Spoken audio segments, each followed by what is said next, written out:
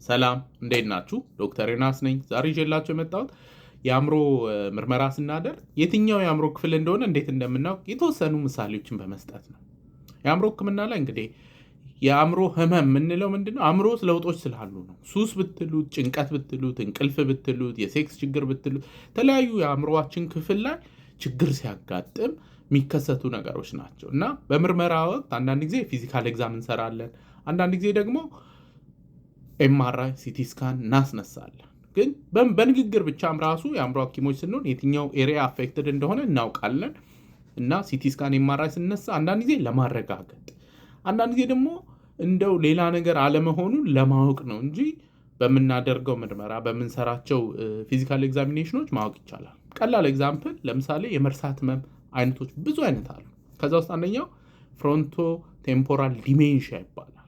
ይሄ በይበልጥ የሚያጠቃው ከፊት ያለውን ክፍል ነው።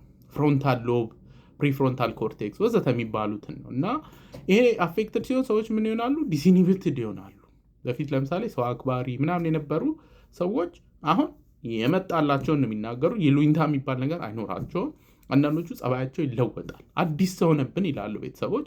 ልክ ይህን ስንሰማ እኛ እናውቃለን እንጂ ከፊት ለፊት ያለችው የአእምሮ ክፍል ወይም ፍሮንታል ሎብ ላይ ችግር አለ ማለት ነው እንላለን። ከዛ ደግሞ አድቫንስድ የሆኑ ጥያቄዎች፣ ከዛ ደግሞ እንዲሰሩ የምንሰጣቸው ታስክስ አሉ። ፍሮንታል አሰስመንት ባተሪ ይባላል። ከዛ እሱን ስንሰራ የእውነትም ችግር አለ ወይስ የለም የሚለውን ማወቅ እንችላለን። ለምሳሌ ከጀርባ አካባቢ ሰረበለም የሚባል አለ እና የሰረበለም ችግር ካለበት አንድ ሰው የተወሰኑ ጥያቄዎችን እንጠይቀዋለን። ከዛ ደግሞ ምርመራ እናደርግለታለን። ለምሳሌ እንዲህ በል እንለዋለን። እንደዚህ ማለት አይችልም የሰረበለም ችግር ያለበት ሰው።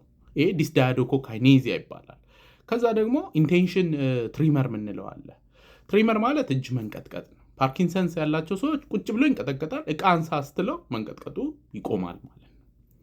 ግን የሰረብለም ችግር ከሆነ ቁጭ ብሎ ኖርማል ነው። እስቲ ያችን ኩባያ አቀብለኝ ስትለው መንቀጥቀጥ ይጀምራል። ይሄ እንግዲህ ኢንቴንሽን ትሪመር እንለዋለን። ከዛ ሲሄዱ እናያቸዋለን። አንዳንድ ጊዜ ገና ሰዎች ወደ ሕክምና ክፍል ሳይገቡ ነው እኛ ምርመራችን የምንጀምረው። አካሄዳቸው እናያለን እና በትክክል መሄድ አይችሉም። ከዛ ቀጥሎ ደግሞ አይናቸውን ስንመለከት አይናቸው እንትን ይላል፣ ኒስታግመስ አለው። ይሄ እንግዲህ በአማርኛ መንሸዋረር ነው መሰለኝ የሚባለው። ኤኒዌይ መንሸዋረር ነገር ይታይበታል። ከዛ ደግሞ ንግግራቸው ላይ ስካኒንግ ስፒች ወይም ደግሞ ስለርድ ስፒች አለ። ይሄ ሰረበለም ነው፣ ምንም ጥያቄ የለውም። ግን ሌሎች ችግሮች አለመሆናቸውን ለማወቅ ሲቲ ስካን ኤምአርአይ ልናዝ እንችላለን። ሱስ ያለበት ሰውዬ ለምሳሌ መጥቶ ወስዋስ አለብኝ ወይም አይሬ ይባላል። በቃ አይሬ ሰዓት ላይ አይችልም እርጁን ማለት ነው። እና ልክ እንደዚህ ሲል አሚግዳላ ፒው ፒው ፒው ፒው እያለች ነው።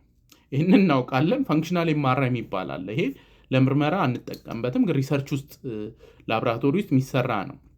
ልክ ሰዎች አይሬ ሰዓት ሲደርስ በቃ ሱሱን አምጡ ሲላቸው በፋንክሽናል ኤምአርአይ ስታይ አሚግዳላ ፒው ፒው ፒው እያለች ነው። ኤኒዌይ ዲፕሬሽን፣ ጭንቀት፣ ኦሲዲ፣ ዲሜንሺያ ወዘተ የምንላቸው ሁሉም አእምሮ ውስጥ የሆነ ቦታ ላይ ኢፌክት አለ። ይሄ እንግዲህ ሁል ጊዜ ኤምአርአይ እና ሲቲ ስካን መስራት አያስፈልግም። ምክንያቱም የምንሰጠውን ሕክምና ለውጥ ስለማያመጣ። አንዳንድ ጊዜ ግን የምንሰጠውን ሕክምና ለውጥ ያመጣል። ከዛ ደግሞ ሌሎች ነገሮች አለመሆናቸውን ማወቅ አለብን። እንደዛ ሲሆን ሲቲ ስካን ወይም ኤምአርአይ እናዛለን ማለት ነው። ለዛሬ እንግዲህ ይዤላችሁ የመጣሁት ይህንን ይመስላል። ሁልጊዜ እንደምለው ያለ አእምሮ ጤና የለም። ደህና